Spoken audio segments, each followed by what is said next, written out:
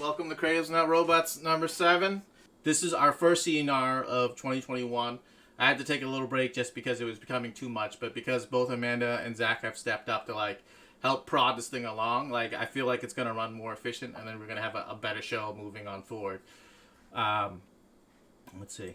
Just a quick go over the schedule. We're running a little late because I wasn't paying attention to the time, but I'll try to speed through this. The schedule goes is we go from 8 to 8:10. That's when we're just mingling. 8:10 to 9 is when we're doing the show and tell, which is right after this, and then as well as the keynotes. And then at 9 o'clock, it's a free for all. That's when, if you guys stick around, you can ask questions to anybody who in the show and tell or the presenters.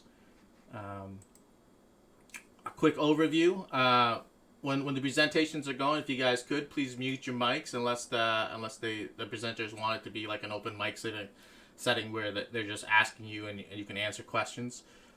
Raise your hands for questions. There's a Zoom chat function where if you click on it, you can raise your hand, and Amanda will tag you and let you know like when they talk. If you get muted, it's nothing malicious. It's just we're just trying to keep the noise level down for the presenters and not interrupt them. Feel free to use the chat window. Anything that's logged in there will be cataloged for later when we send out like a thank you email. And then I had a quick question I wanted to pop out to the group. May show and tell topic. I was trying to decide to find a way to get more show and tell topics or just get more people to participate. And we came up with this idea of client rejects. And I'm pitching it to the group. You guys can say no. But what I'm asking for is, we've all had client projects where the client just said, no, this isn't going to work for us, but we think it's the shit. So this is our chance to bring it back out into the light and showcase that for everyone. So I don't know. What do you guys think? Do you guys like this topic? Do you guys don't like this topic? You guys can tell me later, but yeah. That sounds fun. Yeah. And then the last thing is Sync Sketch. So the way we view everything at Creatives Not Robots is through this secondary app called Sync Sketch. The link is in the chat. If you guys go to the chat now, you can see the link.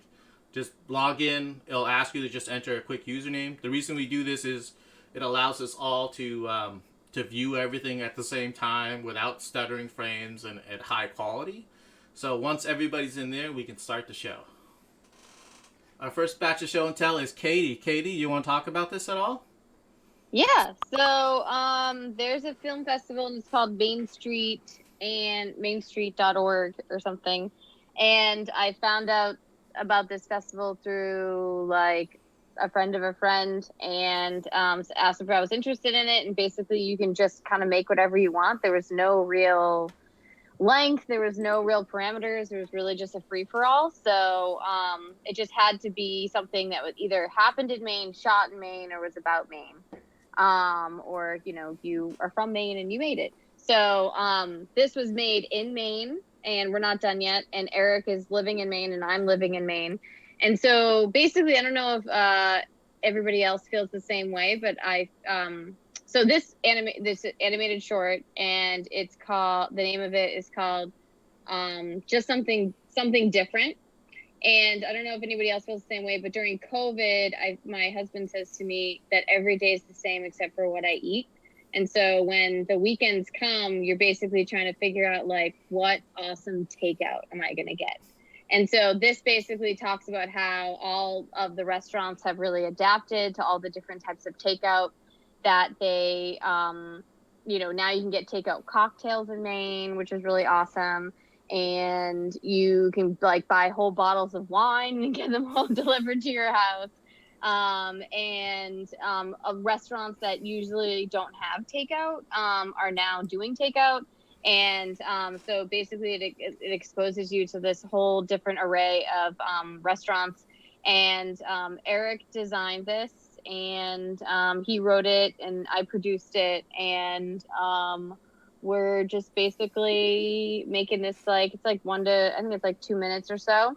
It has like voiceover and some really great graphics that Eric made. And it will be, you can go to the Burger GIF, Yep. B, and then it'll be played.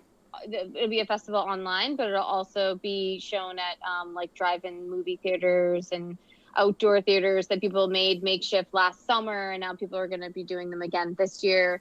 So they'll be happening like all around me, and I think one of them's going to be in Portland. So so It's cool. And that's then it. could you drop the link to the festival in the chat, Katie? Oh yeah, definitely, I can do that. Nice. All right. Any questions? Any comments or critiques before I move on, guys? I just have a comment. I just wanted to like highlight your storytelling here, because I think one of the biggest things we've seen this past year is how we have to relate marketing to what's going on in the world. And I love that you tied it into like your own personal story of like being at home and like the only exciting thing is food. And that's like really relatable to everybody right now. So I just thought that was Completely. genius. And I love that as like a creative. Thinking outside the box. Thanks. I feel like everybody has just really, in the beginning, everybody focused around about like going to the supermarket and buying lots of food. And then they were making banana bread, and then everybody was doing sourdough. So like everybody was at home and they had access to an oven or had access to some type of food. And then more people started getting access to takeout. And for us, for my husband and I, the biggest thing has been that there's this restaurant in town called Walker's, and every week they change their menu and they release it like on Wednesday and Thursday. So when they release it, and it's always different. And we'll be like, oh my God, did you see the Walker's menu? And we're like, oh my God, the taco. So like Friday morning, we like put our order in for Friday night. And it's basically like halfway during the week, we're basically just talking about what we're going to order from Walker's. And everybody's always like, do they just know you're coming? And they don't, because you just wear a mask, so they have no idea who you are. So yeah, it's definitely brought a lot of people together. So it's great. Awesome. All right. So I'm going to move on to Braden, and then if you guys have more questions for Katie, we'll take it at the end at Free for All. So Braden. You can tell I just like shoot photos all day. I'm still kind of new to the Zoom thing, even after all this time. I'm just getting used to it. These photos were taken. I don't know how familiar people are or if anyone here surfs locally, but these were a surfboard shaper out of Hampton. His name's Mikey Evans, and he kind of constructs like a lot of like weird shaped surfboards and everything. And he's sort of pretty creative in his craft. And these photos were, I've been waiting for like the right time to shoot in the water under a full moon with clear skies and with like small enough waves that it's like manageable to swim, because it's totally like pitch black in the ocean, obviously. So finally one night it kind of lined up where we got these like waist high waves, good like full moon, probably like just off the full moon, maybe like 2 phases past. And then we went to the wall in North Beach in Hampton. So if you go to the next one, it's kind of hard to see. There's a couple where like it's like a little closer up, but that's Mikey way down there on the left of the frame. But yeah, just kind of like just going with like a natural shutter and like just letting it kind of stay open for a while and like seeing what happens. Kind of like took a lot of shots. And I think it's funny because B in previous Creative Not Robots has kind of talked about like, there you go. Just like starting work and like people who start work and then at a later time kind of show again. So this was my first time. And you can go to the next one. You might as well just jump one more. This one I liked, but like I definitely want to keep shooting under full moons and like using ambient street light for water photography, but obviously like kind of like perfecting it and just doing it more to the point where it's a little more like polished and clean. But I think around here timing the swells and the waves and full moons and stuff is like few and far between. So it's probably going to be a pretty long term, or I got to go to like Hawaii or somewhere. Maybe South Beach. There's a lot of buildings on South Beach, I hear. It's cool. It's got like a really dreamy feel to it. I dig it. Anybody got a question or a comment quick before we move on to the next piece? They're amazing photos. I love good looking stuff, man. Yeah, I'm a huge fan. Yeah, Brian, I see all your stuff too, so I'm big fan of yours as well. So we've given each other a couple flame emojis or hundreds on Instagram. So nice. We're pretty Wait, close. so is that a cool thing? Is like a flame in the $100 emoji? Is that like, should I start using that? I don't So, know. like, people know I'm I don't cool. know what it means. I think it's a compliment. I try to speak Yeah. slang. All right. Okay. All right. Next up is Sean and Amy. You guys have a reel for us? Yeah, so it's a single project reel. So this is really exciting. We just started doing in the last couple months. We're doing a 20 episode streaming TV series where we're producing a minute of animation per episode. Wow. And it's highlighting American accomplishments in engineering and architecture and design in general. And so we're producing 3D animation that just tells what they can't tell with stock footage and interviews. So yeah, B, if you want to go ahead and play it. We built this city on rock and roll. Built this city. We built this city on rock and roll. Built this city. We built this city on rock and roll. Built this city. We built this city on rock and roll.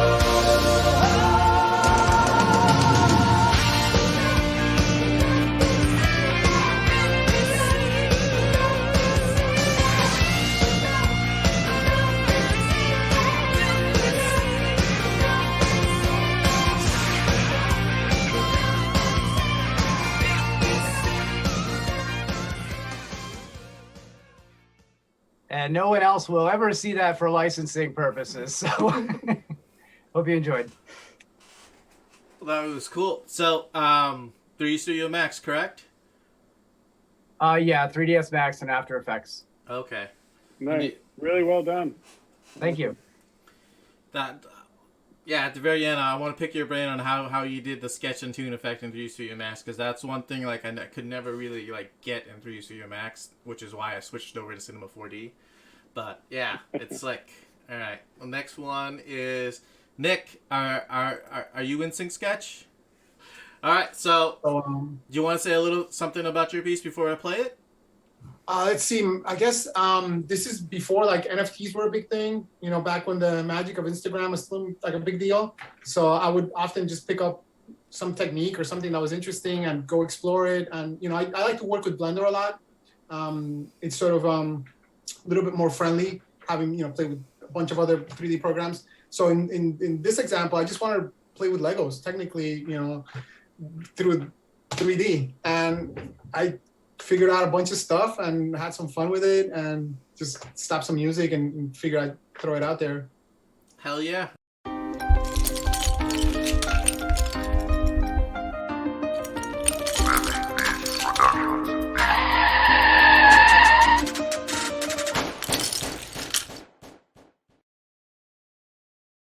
It's slick, man. I love it. I'm going to speed along just because we're running short on time, but at the tail end, I definitely have some questions for you. All right, next piece is Adam. Adam, you want to say something before I hit play? Sure. Yeah, so this is a personal project I just finished actually last week. And it's sort of just an experiment with photos and transitioning between them, essentially. And so there's some behind the scenes we can play afterwards, but you can just go for it.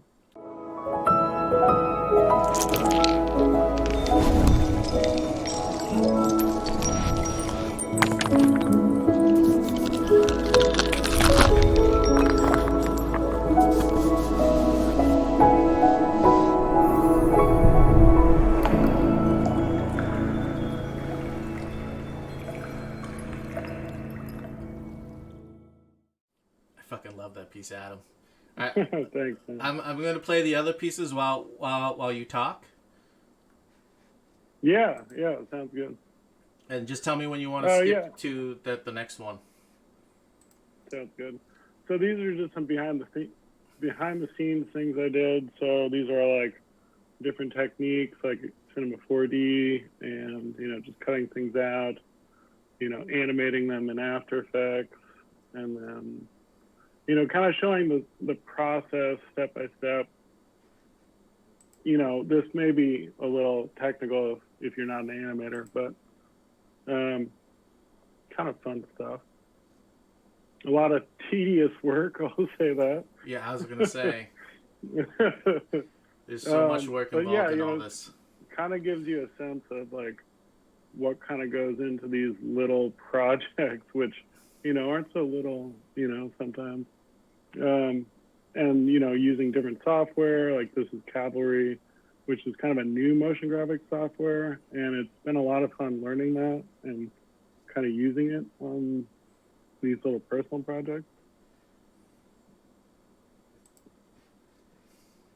And then this is fun because I got to shoot some like stop motion, which, you know, was a lot of fun actually. And so these are like items that I found on a beach and just, you know, kind of had fun with them, you know, kind of bringing them alive. Yeah.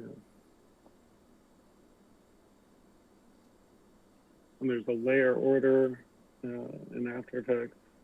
Yeah. It's so slick. What's up, Rashida? Let's see. All right. So the next person is you're gonna say something, Adam, before I cut you off? Okay, I was gonna say we're gonna loop around just because we're running short on time on the free for all. If you guys have questions for Adam, that's when we can hit him up. Next person up is Bryant. Bryant, do you want to say anything about these pieces? Yeah. So to be quick, I am learning CG applications. Blender is my app of choice. It's been really fun. I started in September. Been a DP and filmmaker for a while, and it was a transition during the COVID times. And real quickly, are you guys seeing the piece on Sync Sketch, or is it a blank blue screen? You guys are seeing the piece. Okay, awesome.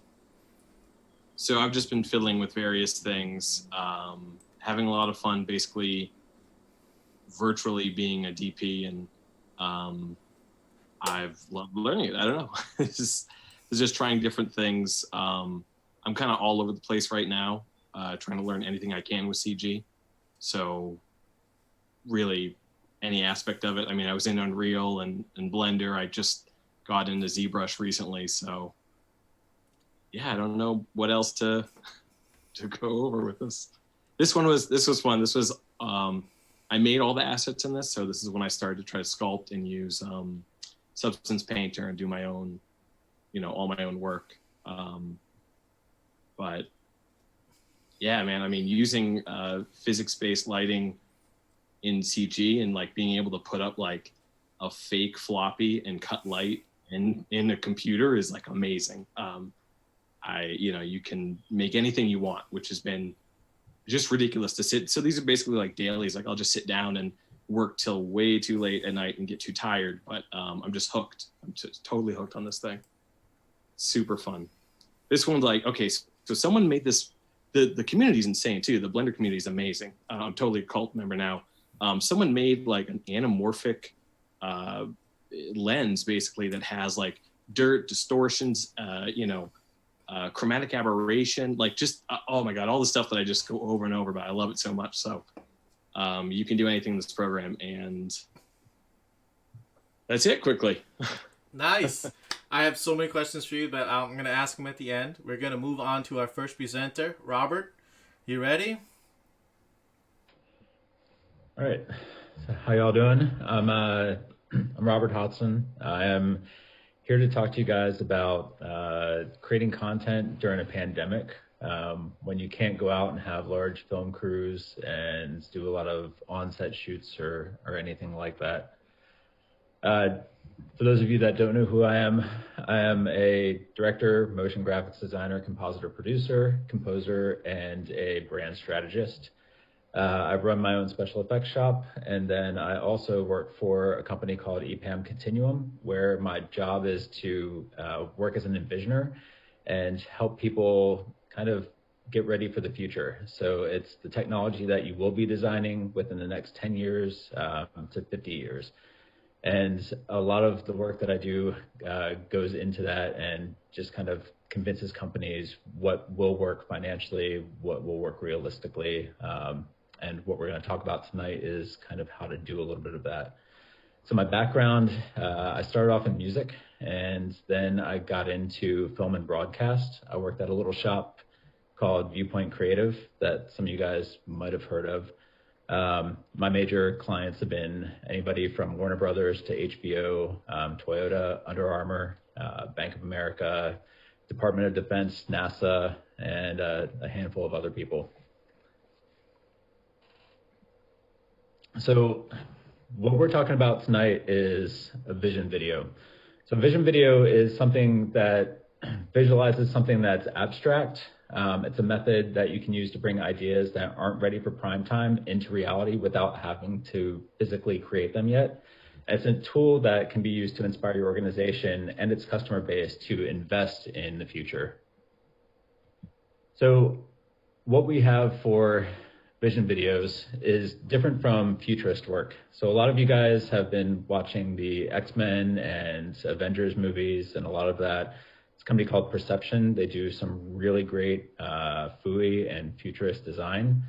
So a vision video is something that is used to demonstrate what is being developed or something that should be created, and it can be used to speak to something in the near future. Whereas a futurist video can do that, but it's generally more aspirational. It removes a lot of the sense of urgency. You're not required to obey any of the laws of physics or anything like that, and it may be impossible to create for in the real life for many reasons. So the project that I'm talking about is for a client who will go unnamed during this, but they are an entertainment provider and a large multinational cable provider that many of you may have heard of. So when we have this project, it came right at the time of COVID, and it's been something that's going on. So what we normally do is work with clients in the same room, and that's something that I'm really enjoy doing because I can actually see their reactions face to face. So transitioning has been really interesting. So we've had to adopt technologies like Miro, which is what you're seeing here. And this is actually our work board for the project that you're about to see. So the idea was the original outline. We had to talk to them, and we had a kickoff meeting where we just get the idea of what it is that they're wanting to look at and what it is that they're wanting to talk about, so the story that they want to tell. And we decided that this could be done in about 4 vignettes, focusing on their primary areas, which are lifelong learning, health living, interactive commerce, and social video conferencing. Originally, when we met with them, when they talk about having a vision video, everybody thinks Blade Runner and all this wonderful stuff that looks really cool in the movies, but isn't really something that you can invest in and bring to market. And the goal of what they wanted to do was create technology that the average consumer can afford, and it's something that they can create and bring into everybody's houses within the next 10 years. So we spent a long time trying to talk to them about what that meant. And that was a series of working sessions where we would literally ask key questions and really dive into all the key stakeholders so we could talk about what kind of technology that they're looking at developing, talk about some of the technologies that are out there or on the verge of technology development. That includes things that get a lot of play in Kickstarter and some of these other smaller organizations where you have the mom and pop shops creating tech. So we had a set of working dialogues that kicked off, and we literally create just this blueprint and throw all the ideas at the board all at once. I'll try to speed through some of this stuff so you guys can see it all. So once we have the ideas down, what we did was create the project calendar. So from that, we had a visual style, and we determined that a lot of the look that they're going for, you need things like shallow depths of field, shots without screens, so that way we can define the screens, what they're going to look like, how they're going to be overlaid, how the technology is going to be integrated into these environments. So we tried to create a visual style and just talk about some of these rules and regulations. And the same thing with the infographic and overlay style. So you have technology that's going to be embedded in the house and technology that's going to be embedded around your life. So it's just the different types of technology and seeing how they're going to be used. So we wanted to create a set of rules that allowed you to kind of explore a little bit, but weren't out of the edge of reality to the point where we give them something that they couldn't create. So that brings us to our next problem, which is hunting and gathering. During COVID, like I said, you can't go out and shoot, which is what we would normally do. We get a big team, we go out, we pull a bunch of locations and do everything else. So what we had to do was spend time hunting and gathering. For the video, what they were looking at was a 2 to 4 minute video, which we found out had to rely solely on stock footage. Which if you've ever tried to create a video using stock footage, while it is better now, it's definitely something that requires a lot of searching. It's not something you spend a couple hours just putting things from, because they also, in addition to having it be stock footage, they wanted the footage to be continuous. They wanted the characters to be people that would revolve in and out of the stories. So after we started doing our hunting and gathering, at the same time, we took the script and we started blocking it out into scenes. And whenever we'd get a handful of video footage that we thought might be a good fit for this section, we started blocking it out and throwing it into these areas. The team that I was working with was one envisioner who's a full-time envisioner. So he deals with strategy all day. Then I am the animator and envisioner, and then we had 2 designers that were also kind of helping in and off with us. And we would literally spend the entire day blocking out, throwing footage into there, and just trying to match something and come up with a bunch of footage that would actually tell a continuous story.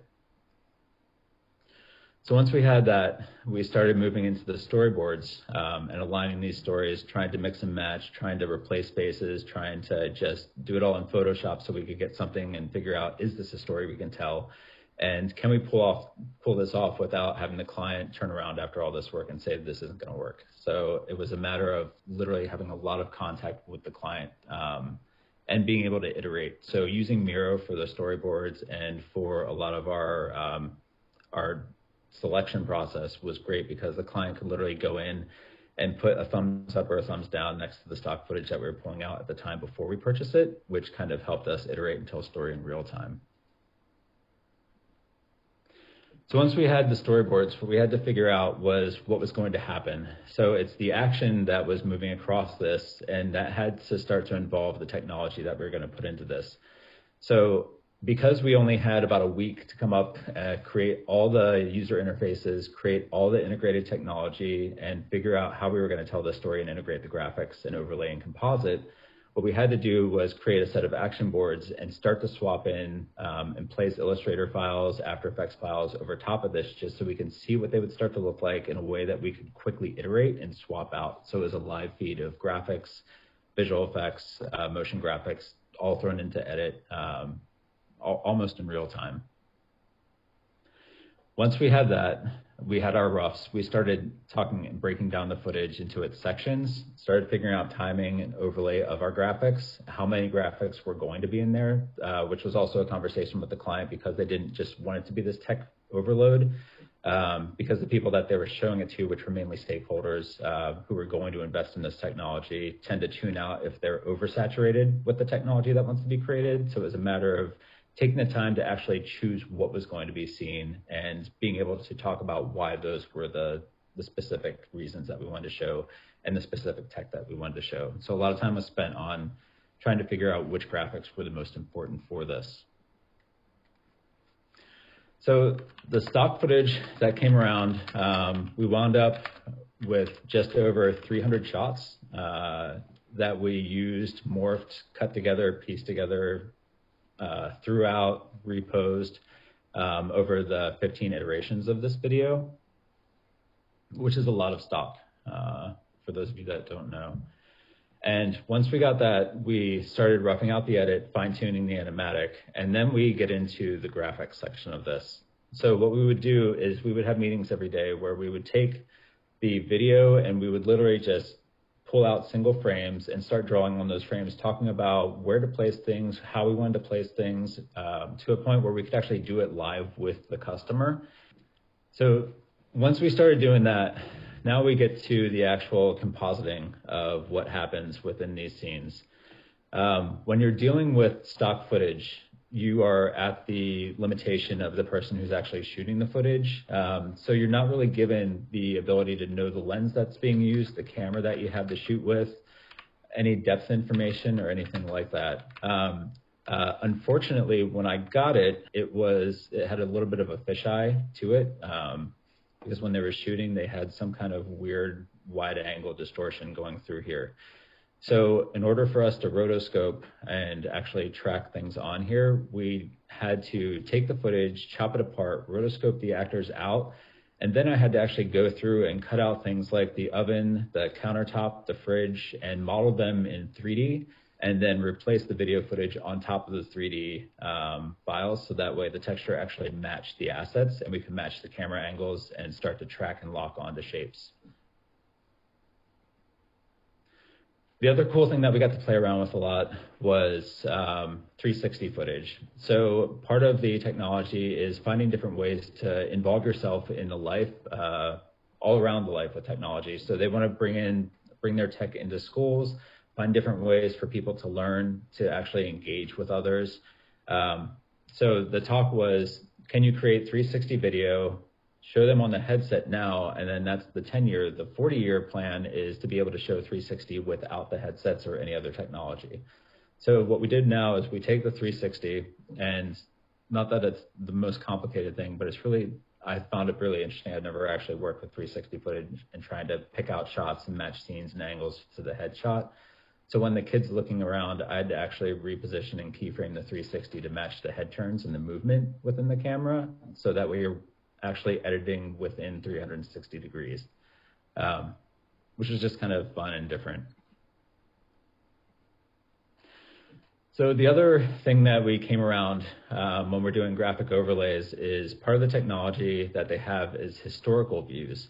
And the idea is that this is a set of glasses that you could wear if you're walking through Brooklyn or another city, and you could literally, using Google Images, we figured out that it would be really cool if you could apply that to historical photo and video, and then take all these storefronts that are around from the early 1900s, 1800s, early 2000s, anytime, and literally be able to overlay them over top of the architecture that's currently there. So you could literally walk through the city at any given point at any given time.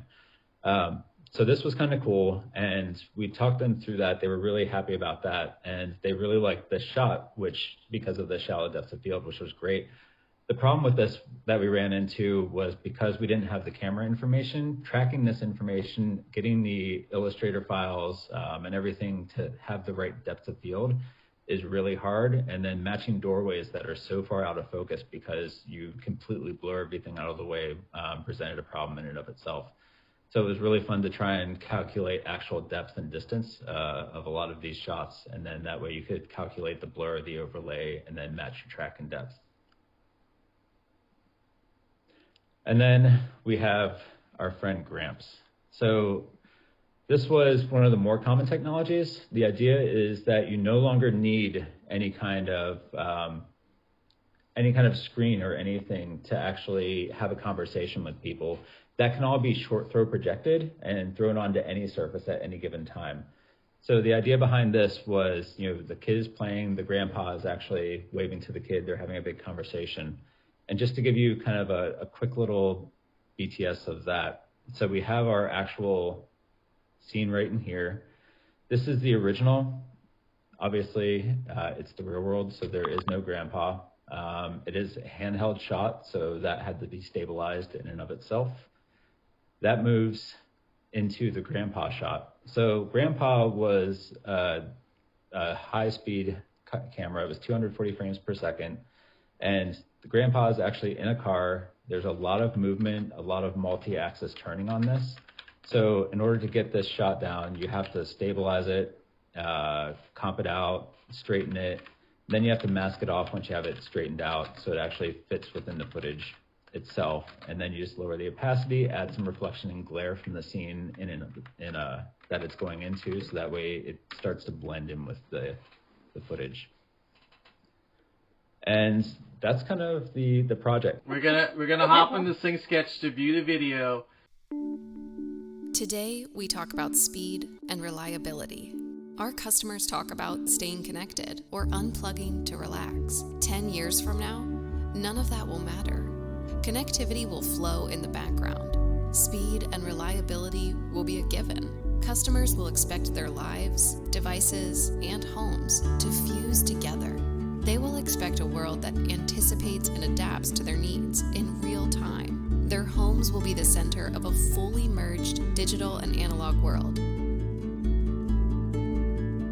This seamless connectivity will supercharge our customers' desire to engage with the world near and far, follow their curiosities, reskill for a new job, ace last night's homework, finally master a lifelong passion. Whatever the topic, everyone will have the access to immerse themselves in the content, learn at their own pace, in their own style, and engage with communities to find inspiration and connection in small and large ways. Homes will adapt on demand and proactively to support our customers' health and safety, automatically ordering fresh groceries, scheduling maintenance, closing shutters for an upcoming storm, adjusting the lights, temperature, smell, oxygen level, and music to quiet an anxious mind or invigorate the mood. Homes will be guided by biometrics to track our customers' health and automatically schedule appointments when needed. As loved ones age, all of this will take on greater meaning, empowering customers to live independently without ever feeling isolated, knowing support is an automated notification away. Connectivity will democratize access to the world around us, opening doors that were previously closed to too many. Free time will be spent engaged with the world, traveling thousands of miles away, or interacting with a new friend as if they were a few feet away. And when it is time to work, our homes will adjust so customers can collaborate in the same space without leaving the room. Our customers will expect this seamless, dynamically adapting, responsive world, searching for more meaningful connections that value the security of their public and private lives. This is our customers' future. Bob is our next presenter. Bob, well, the floor is yours. Fuck this. I totally should have gone first. That was a huge fucking mistake in hindsight, Robert. You totally deked me.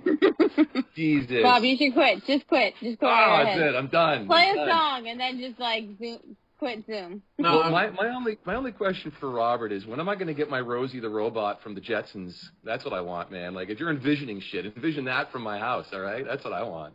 The cool thing about it was when I got the job, their pitch to me to actually get me to say yes was, would you like to come and work where you can be Walt Disney and build Tomorrowland for the rest of your life? Oh. So as soon as they told me that, it was kind of a no-brainer for me. Yeah. How do you say no to that, right? That's awesome. So cool. What a great presentation, man. That was fantastic. Valid. I was going to say, before you begin, Bob, what CreativesNotRobots has always been a nice playground for creatives in general. And I've been dying to get a musician on, or just somebody who does the audio side of things, just because a lot of things cross-pollinate in terms of how we think and how we do things. So I'm super excited to hear what you have going for us. I'm just pumped. I'm hoping this opens the door for more musicians to pop on and just talk about their work. Cool. Well, I'm sure it'll be a total letdown after that. So no problem. Glad to be here. No, so as I said, my name is Bob Lord. I am the CEO of Parma Recordings. Parma is a music production company and family of record labels. We specialize in orchestral music, chamber music, chorus music, jazz, world, all kinds of stuff. And now we've kind of evolved into a creative agency with departments in video production, digital marketing, graphic design, content creation, audio licensing, and a whole ton more. And our structure that I kind of had in my head from the very beginning, although it took me a while to get there, and I'll explain that, was to have everything under one roof, to have no subcontractors, to not have to worry about all the timelines that conflict with everybody else's timelines. And I'm an only child. I'm of Italian descent. I want all the control and none of the responsibility. It's in my nature. So that's what I built. So I'm a bassist, composer, producer, and I guess the easiest way to sum up what I am is to say that I'm a musician by design and a music executive very much by accident. My first solo record, after doing this for 3 decades, is coming out next month, and I'll talk about that kind of in the context of manufacturing inspiration in a second. But the backstory is important. So let me give you a little bit of kind of how I got to do what I'm doing. I would imagine, like a bunch of you guys, I was pretty artsy at a young age, and it wasn't necessarily focused, but it was more into, writing, visuals, just general creativity, pecked around a lot of instruments. My parents didn't make me play Bach or anything like that when I was 3 years old. Classical music wasn't my destiny. It's kind of all exploration. And I remember I was a young kid, and I heard The Who play. I heard Pete Townsend, I heard John Entwistle, and, I hear this, like, chainsaw of sound coming from these instruments, and I said, that's what I want to do with the rest of my life. So picked up the bass guitar. I played my first gig when I was 13. I produced my first record when I was 14. I did my first tour when I was 15. And in those years, I was playing in a hardcore band, which is still around and killing it. I played as a 13-year-old kid, had a 10-piece soul band, which the lead singer is still around. He's killing it too. Jam band, alternative rock band, the works. It was high school, but we were kids. We took it really seriously, and there was a lot of competition and a lot of kind of collaboration. And I still work with a ton of the people I just mentioned right there, all these years later, which is a great thing. I got deeper into different styles of music. I got deep into like prog rock. I started listening to Rush and Yes and all this kind of King Crimson shit. Then I got into like Soft Machine, Gentle Giant, all these crazy bands and strange meters and weird sounds. And then that led me into jazz, of course. I started listening to kind of more out there big band jazz. A guy named Don Ellis invented the quarter tone trumpet, just completely weird stuff. Miles Davis, Coltrane, all this. And then when I heard Stravinsky for the first time was when I was like, aha, now that's what I really want to do. It just blew my mind, kind of like Robert's presentation right there. Like, okay, I need to figure out what the fuck is going on. So that kind of launched me in one direction in my life of just, kind of moving towards this kind of classical side. But in the meantime, I started a band in 1996 called Dreadnought, and I still have the band. This is our 25th anniversary this year, which is kind of insane to think about. We toured the country a bunch of times, put out a ton of records, and we also have a new record coming out this summer. So we're still kicking it, and I believe always is long-term relationships. These guys I told you about playing with in high school, best friends since I was 1, 2, 3, 4 years old. So I believe when you meet good people, you stick with them, kind of like you guys are clearly doing. So simultaneously that starting the band and doing the tour and making, I kind of continued my natural sort of business side of things in terms of producing. I was a booking agent. I owned my own label and started doing a lot of custom audio composition and writing for media for all kinds of different clients, ad agencies, cable TV producers, independent filmmakers, all this kind of stuff. Generally, I learned how to act as kind of the Rosetta Stone between the business side and the creative side. And I'm sure you guys have gone through this a million times, right? Like you have someone they're like, Bob, it's perfect. Sounds chef's kiss. Could you make it like a little more green? And you're like, okay. So, I had to figure this out because I had to pay the bills. So the whole kind of, Darwinistic element of you're in the shit. So you got to figure it out pretty quickly. That took hold pretty fast. So I did all kinds of crazy gigs. I actually even wrote music for pornographic films, which was an absolute delight. It was softcore. And, my wife asked me, she's just like, well, what's it pay? And I told her, she goes, well, do the gig. And, hey, shit, that's how we got the down payment for our house. So it was the house that built. I'm in it right now. I'm still proud of that, actually. So I kind of continued on my kind of production way in still playing with the band and making records.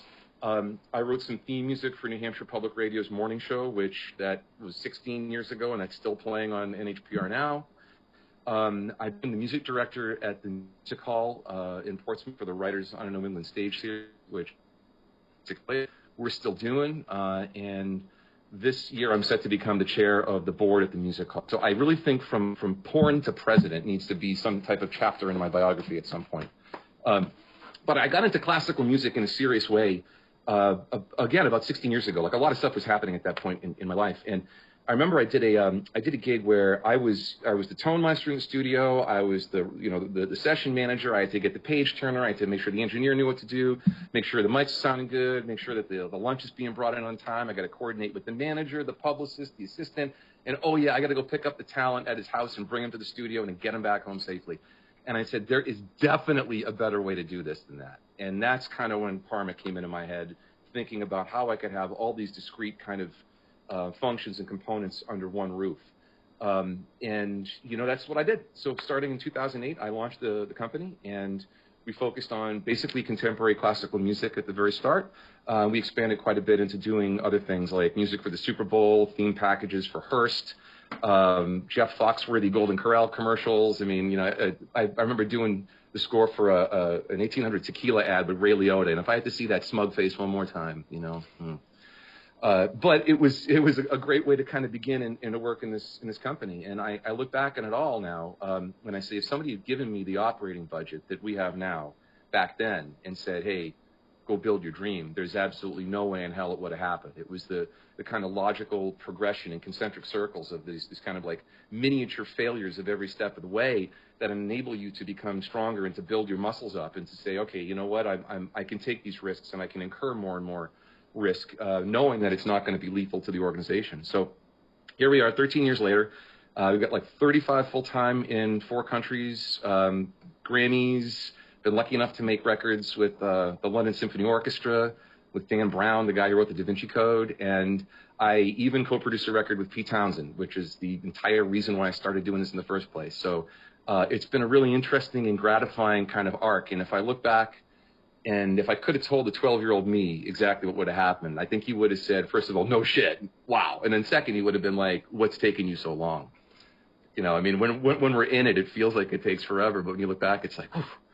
So it's been a fun run. And it's been a story of having to manufacture creativity and to never allow oneself to get writer's block as a creator and to never allow any type of situation to get in the way of the creations of my clients, my partners, and my colleagues. So I'll tell you a little bit about a recent circumstance I had, which I think illustrates what we have all been through, which is how do you get the best out of somebody? How do you achieve the goal that you want to achieve creatively and to not necessarily do it yourself, right? So long story short, I made a decision with the solo album that I was going to remove things from the realms of my hands. My identity has been wrapped up in being a bass player for so long that I really wanted to exercise the kind of composer muscle a lot more. And I've produced almost 1,000 records at this point, and so many of them are simply just sitting there with a score in front of me and the symphony orchestra there and making sure I'm achieving the fidelity and achieving the goal that my artist wants. And I wanted something like that for me. I wanted to kind of have that experience creatively. So I guess I also have learned over the years as this kind of only child situation that I need to give my collaborators, my staff, everybody, explicit permission to fail. It's not enough to just kind of like imply it. It's not enough to be a cool dude and a nice guy and a fine manager. You have to like explicitly say, you can literally not do anything to fuck up that I cannot unfuck on your behalf. And to say, it's okay. We can unfuck it. It will happen. And I learned this over and over and over and over and over again. And I even learned it recently with this good friend of mine. And this is the story I want to tell, and this is going to end up in a piece that I want you guys to hear from my upcoming record. So this guy, I've known him for about 20-something years. He's an absolutely tremendous drummer, top-notch. He plays in a band which shall remain nameless for now. They are currently riding the top of the Billboard charts. They put out a new record recently that's been killing it. They are in this area. Their lead singer played Cindy Lou Who in the Grinch movie. I'll leave it there. And so he's got this wonderful career where he tours all over the world up until the pandemic. He plays the drums. He's playing arenas. People are screaming and yelling. It's like, it's the fucking dream, right? I mean, this is it. This is why we all wanted to do this. And yet it's these handcuffs, these creative handcuffs for him, because what can he do? This is what he does in the arena every night, right? And it's like, if he doesn't do it, then you know, it's not going to work. So when he's in the studio, it's like, great, you get to be in the studio for 6 months, but guess what? You have to play the same thing over and over and over again, and you can't stretch that creative muscle. So I said, listen, man, I want you to come on in. I want you to play on my record. And he said, great. So we started off with one tune. And I gave him the demo, and so he came in, he learned it, everything, set up the drums. And he comes in, he's like, all right, mind if I take a pass? I said, sure, take a pass, let's go. So he went through, played it perfectly, exactly as I had the demo, exactly as I had the drums, exactly as I had thought. And he came in, and he said, so what do you think? I said, hey, great. You know, you did exactly what I had down there, and that's totally not what I want. And he's like, what are you talking about? I said, well, I don't want you to do what I did. I want you to do what you do, and I want you. That's why I brought you here. Is I want that shit. Like, I want the good shit. I don't want this shit. I want like the real stuff. And he's just like, well, I know, but you know, I was thinking what's best for the song. I said, stop. It's not what's best for the song. It's stupid. I said, I want you to play like a spoiled, petulant child. And he looked at me and he said, what? I said, I want you to play like a baby, like a fucking baby. Play like a baby ass. Go up there, play like you know, like you're mad. And, and it took him a minute, and I'm like, he thought I was kidding. I'm like, no, I'm really not joking. I'm like, play like a spoiled child. He went in there, and he ripped this one take, and it was so awesome. I was on the ground laughing, and it's a stupid piece of music. I mean, I'm talking to you guys about my love of Stravinsky. When you hear this, you're going to be like, that does not compute. But, it really reminded me that the best gift that we as creatives can give other creatives is the chance to actually do the thing that they love to do. Because, yes, we get to be creative in the context of our day job. Yes, I get to sit in the studio all day long. Yes, I get to make records with wonderful people. Yes, Robert gets to do things which confuse the fuck out of us. But at the end of the day, unless someone's going to say, I'm going to give you the time, the energy, and the forum to really do what you want to do, and I don't give a shit what happens. I don't give a shit if it's a train wreck. You don't get to the good stuff unless you can do that. And, again, it was one of these things where the grass is always greener, right? And we always look at other people and say, man, I wish I was doing that. And they're always looking at you saying the same thing. And the last thing I tell you guys is that when I met, before we listened to the tune, when I met Pete Townsend for the first time, it was the craziest experience of my life. I had a problem with the contract with him. His attorney passed away and was trying to spike the contract. So my attorney talked to his attorney. Next thing I know, Pete's invited me to his house over in England to work through it so we can actually begin the work. And I knock on the door of Pete Townsend's house, which is right on a major thoroughfare outside of London in a town called Richmond, right across from a huge hotel overlooking the Thames. Not exactly what you'd expect, not the English manner that you would imagine with the bottles in the corner of the room and shit. And so I knock on the door like this, and within, I'm not shitting you guys, like 4 seconds, the door opens like this, and it's fucking Pete, and his nose is like this. And he leans out and he goes, who are you? And I said, Pete, I'm Bob Lord. He goes, oh, Bob, come on in. So we go inside. We sat down in his atrium, his beautiful atrium. And we sat at this, it was like a picnic table with a big umbrella over it. He's at the head of the table, and I'm kind of right to his left. And he began to unload. And for 15 minutes, he bitched and he moaned. And the first words that came out of his mouth, the first words that my hero said to me were, I have a day job, it's called The Who, and it sucks. I want to do what you're doing. And, in that moment, I realized that, well, first of all, same shit, different level, right? But also that my hero was actually a client who had a problem, and I had to solve that problem. And it was a very fast bifurcation of my thinking process in that second. And so I knew after that 15 minutes, I had about a minute and a half to 60, 90 seconds max to be able to explain to him what I could do and to make sure that this deal won't go through. So my whole life has led up to this moment, right? So I say, Pete, this is what I think you just told me, and this is what I think I can do about it. And I gave him my very best 90 seconds. And I finished, and he leaned into me, and he put his hand on my arm from about 5 inches away, and he says, Bob, you get it. You actually understand. You know who never understood is Roger Daltrey. And then he went off for another 15 minutes bitching and moaning about Roger. And it was just one of those most wonderfully instructive moments that, even the most creative people, the most successful people, they don't necessarily have the forum to do what they want to do. So my advice from one creative to another is give everybody that shot to fail, give everybody that chance to just blow it up and see what happens. And it might turn out pretty good. So B, you can spin the track if you want.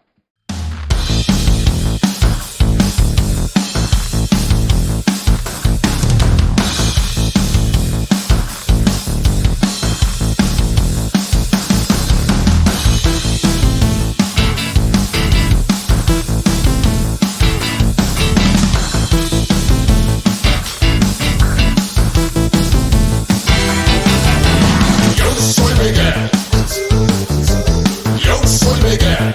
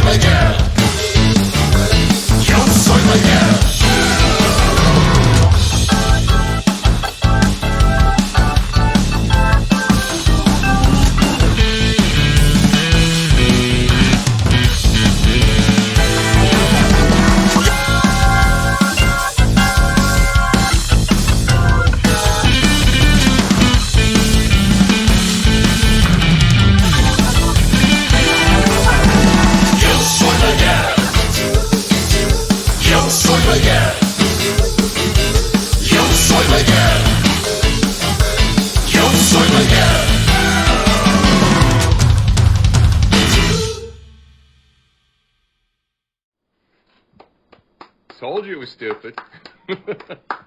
From porno to president, I dig it. So we're gonna do one question, and then we're gonna open it up to the group to ask about any of the pieces. You can ask Robert, you can ask Bob, you can ask Adam, Bryant, anybody that's done show and tell. But one question to Bob, real quickly. All right, I see two. I'll make it really fast. The cover was done by my employee. His name is Edward Fleming, tremendous graphic artist. Does a ton of covers for my company, Parma. Check him out. You can see him. A lot of his stuff is hand-drawn. He's primo.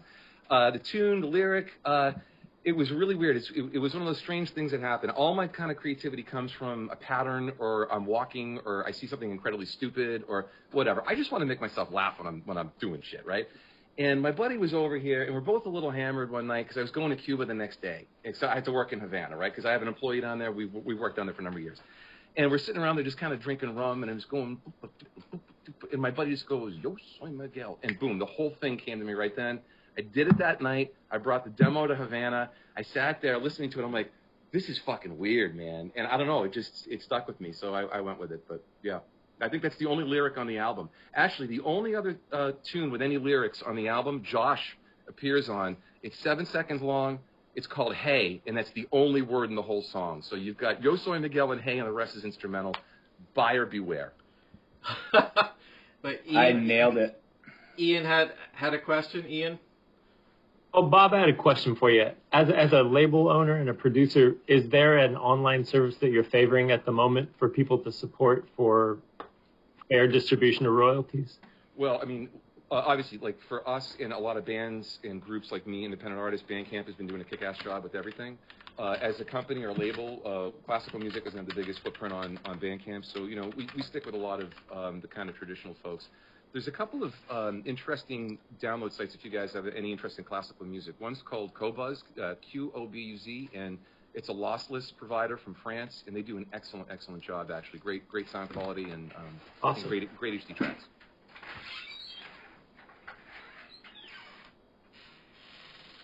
I actually am working on the memoir, to tell you the truth, because the last couple of years have been completely fucking mad. Like, I mean, I could tell you guys a story about bringing Dan Brown to Croatia in October to premiere a symphonic piece when we had to basically bribe the Minister of Health to keep the thing open so we could have the concert. But that, you know, it gets dirty. It gets dirty. Even dirtier than softcore porn. I think Jenna had a question for you. Sure. You can unmute. Sorry, can you tell I'm new to Zoom? So as a designer, I'm like very visual when I hear music, and I always try to like figure out like what scene in a movie or a TV show it can fit into. And I'm curious, like, as you're writing these songs, do you ever like have an idea of like where you want it to live, or are you ever disappointed if it does get used somewhere that you don't really like visually like think that should be a place for it? I am always delighted by whatever usage there is, because I like the fact that other people are imprinting something else on my music that I wouldn't have necessarily thought of, right? And like that's a process that because I'm a bass player, because I'm not like a lead vocalist, a violinist, or anything, like, you know, leading from behind sounds like a lame thing to say, but in some sense, I'm very, very happy to give agency to my collaborators. I think it makes everything a lot better. That being said, the tunes on this record, this is an album about Hampton Beach. This is an album about the boardwalk. It's about the Playland Arcade. The tracks are Skee Ball, Frido. I mean, like, it's the whole thing. So I definitely sequenced the album and thinking like narratively about the whole structure. And it's bookended with, you know, this kind of like the boardwalk itself. So it's out in a month. You guys should check it out. It's a fun little journey. That's awesome. Definite Devo and Primus vibes, yep. So I do have a question for both Bob and Robert. I mean, the work ethic sounds crazy. Just in general, I would love to hear how you guys both deal with burnout. Just in general. Robert. I'm kind of an oddity, I guess. I kind of have yet to burn out. I've been very lucky to be surrounded by so many talented artists in my career. Based on like all the different houses that I've worked at, there's tons of talent in Boston. There's tons of talent that I've seen in New York, Chicago, London, LA, and it's just always really. And I'm always seeing stuff that's just inspiring, and I'm always trying to figure out what's next it's just something that kind of goes with the territory. I will say that the work pace for this job specifically is not something that we would normally take on. I can pull off, I come from agency for many, many years, and there have always been those times when you have deadlines to hit and you're going to work those, those long weeks. So it's something, now that I'm older, I try not to do as much, but this was the chance to work for a client and really kind of change the direction that's going to affect a ridiculous amount of people. So if we could steer that in a way that we feel was the right way to do it, and retain that client for the long term and help define their next 10 to 50 years, then that's something that I'm more than willing to take on. So while the 80 to 100 hour work week to get this one specific thing done, that's not by any means normal or sustainable. My average work week is 50 to 60 hour work week, which is still a lot, but it's what I like to do, and it's just how I've always worked. Real quickly, Brent had a question. Brent, did you have a question? I had a question? Yep. No, I didn't. I was just popping in the chat that just so you know how much of a slacker Robert is, he also had a degree in physics, because he's just one of those guys. Oh my God. I'm an English major. I'm an Robert, English major, Robert. flaw? Tell us. What's that? What's your one flaw? Do you eat your toenails, or what's your one flaw? I have, if you were to talk to my wife, she could probably go on for hours. Yeah, give her, you know what, send me her email. I need to know what's wrong. It's not a flaw, it's a condition. Yeah. So I have a question for Bob and all the creative directors and art directors on the chat, but also before I ask the question, if you guys want to see anything again in SyncSketch, just let me know. Before asking questions, it's opened up to everybody. I have questions for everybody, but Bob and the creative directors and art directors in the chat, I'm curious. I want to get up to the level of art director, creative director. But it's hard, being hands-off. The idea of, you creating through somebody else, it's just a mental trip.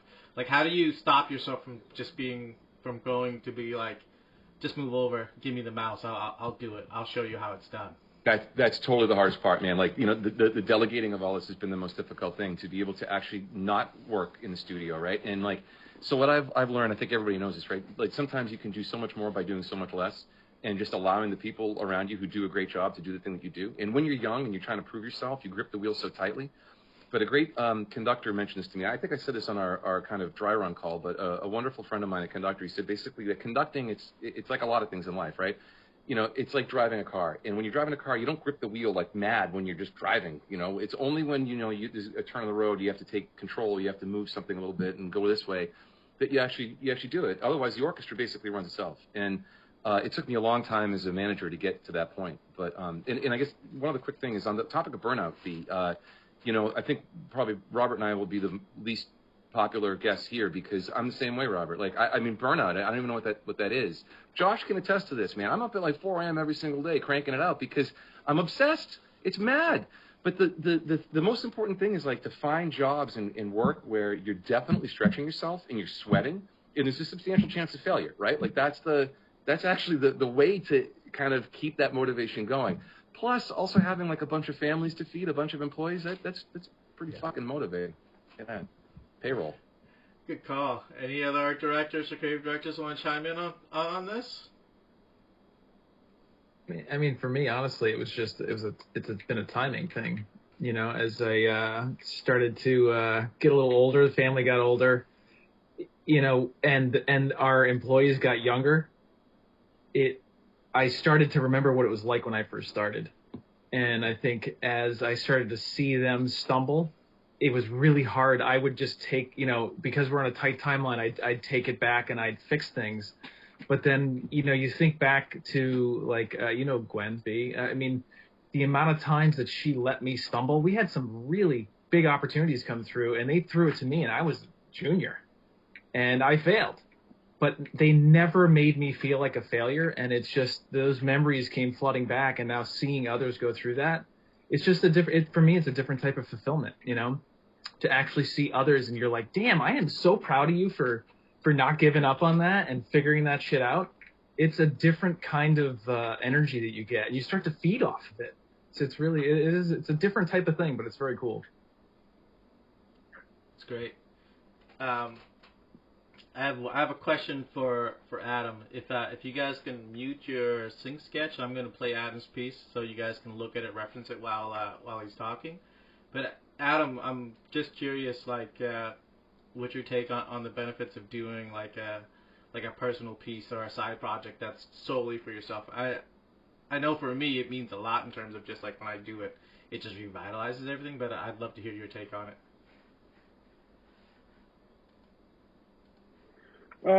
Yeah, I mean, so for me, personal projects are often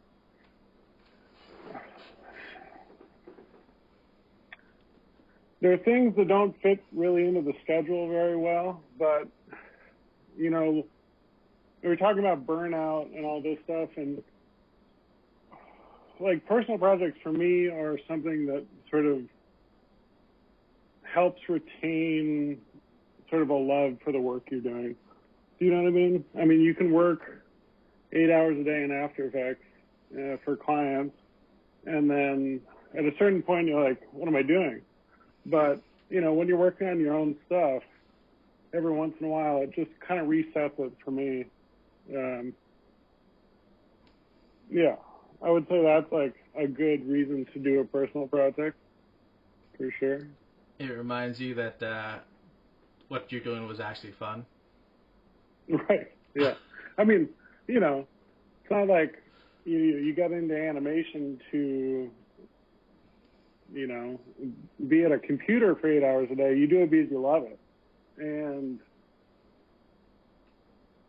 I don't know, I mean, doing explainers or, doing stuff, over and over that maybe the work isn't treasured as much as you would like it to be.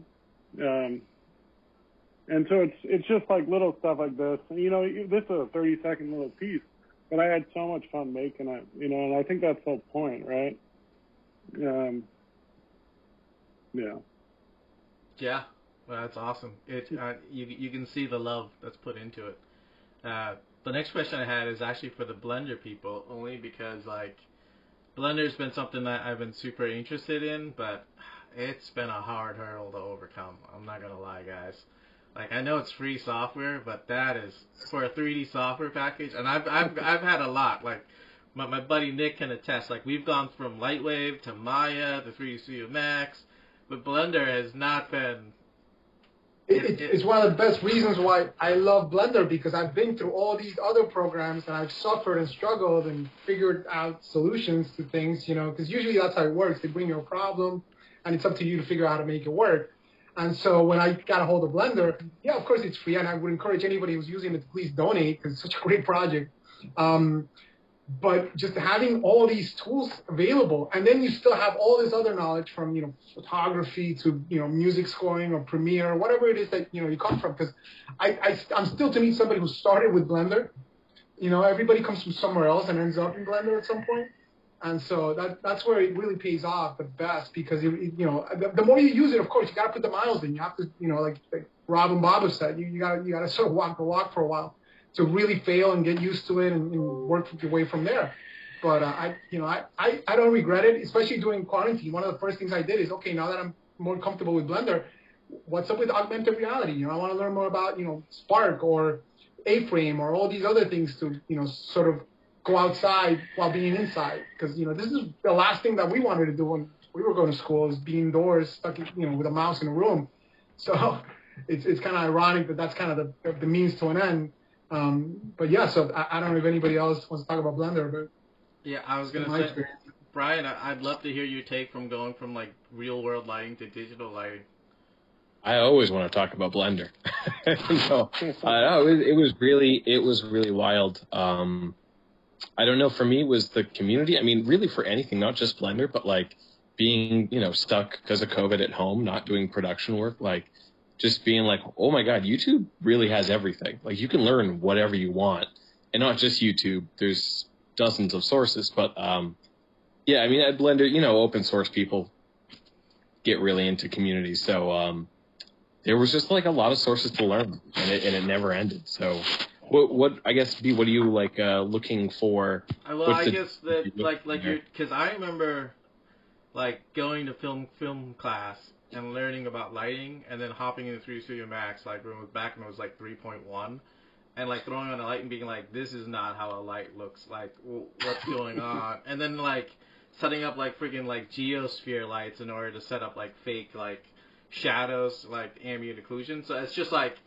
3D lights. It's all an illusion. Yeah, 3D lights are not like real lights, and it's just like it hasn't been until like all the like Octane, all the real time like lighting that's coming into play where I've been lighting things and being like, yeah, this is how you fucking light. You know? Oh, it's amazing. Yeah, it's amazing that like you can light like I light like I would on a set. And it's amazing to be able to. I don't know where I'm at right now from, with production and CG world. It's weird, but to be able to keep up the chops and like try out new lighting setups on our computer without a crew is a cool way to, I guess, maintain the skill set. Any other questions for anybody? I'm just realizing I'm hogging it all. I got a question for Robert. So, now I totally blanked. I know what I was gonna say. So basically, when you were working on that, it's funny because you were talking about you're juggling real world constraints at the same time as designing, and then you had to deal with the fact that you were using stock. So I mean, between all of these constraints, looking back on it, even if you could shoot it, would you have been able to do? I mean, it would have been a lot more to juggle. I wonder if you would have done some things differently, not just from a technical standpoint, but from a storyline standpoint, or even the technologies you were exploring. It seemed like so much that you're juggling on both sides, the real world applications that are possible and the footage. It's just, I'm curious, looking back, even if you could have shot it, would it have really made it easier or almost more challenging at times? That's a good question. We've actually had this conversation when we had our postmortem with this job, and it's one of those things where being able to go on when I'm directing or when I'm like a VFX supervisor, I have full control over the exact story that I want to tell. And with a spot like this, I would be able to really dial in the types of scenarios. And even though you may not see it in this piece, but the amount of compromise that we had to do based on the constraints of the stock footage that we could get our hands on was a pretty big challenge to work around. The other thing is when I'm directing and I'm surrounded by some great DPs, and we could have really nice talks about lenses and shots and setting scenes up and dressing them exactly how we want. We can control like the clothing, we can control makeup, lighting, and everything else. So, I mean, you're well aware of this, Brent, like having someone that knows where lighting goes, that can make or break your film. Having someone who knows the right lens to use, that can make or break what you're doing. It can change the mood entirely. So it was a real undertaking to try and do something like this, try and have a little bit of emotional attachment at the same time with stock footage. Sure. And then just trying to find a story that didn't feel like it was 40 different clips thrown together was probably the biggest challenge of all. So it was a big jigsaw puzzle with a lot of working pieces and to put together. So it's one of those things where it'd be nice to be able to shoot it exactly how I wanted it. If the budget wasn't a concern, I think time also probably would have driven us away from trying to get the permission, trying to get the licensing, trying to get like wrangle talent and get all that stuff done as well. So we just didn't have the time to do it. So this was definitely a thorn, but I don't know if there was really another way to do it given the constraints that we had to work with.